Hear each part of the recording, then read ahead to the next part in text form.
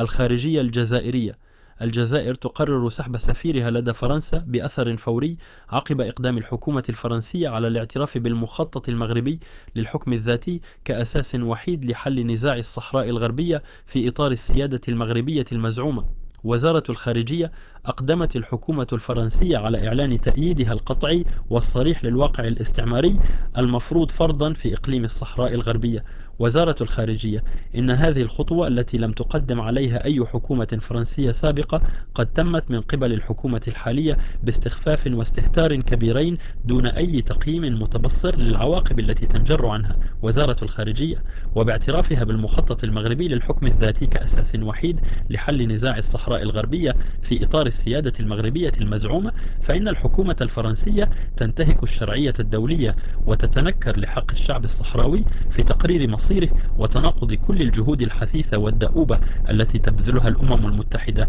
بهدف استكمال مسار تصفية الاستعمار في الصحراء الغربية، فضلا عن كونها تتنصل من المسؤوليات الخاصة التي تترتب عن عضويتها الدائمة بمجلس الأمن الأممي. وزارة الخارجية: قررت الحكومة الجزائرية سحب سفيرها لدى الجمهورية الفرنسية بأثر فوري على أن يتولى مسؤولية التمثيل الدبلوماسي الجزائري في فرنسا من الآن فصاعدا قائما بالأعمال.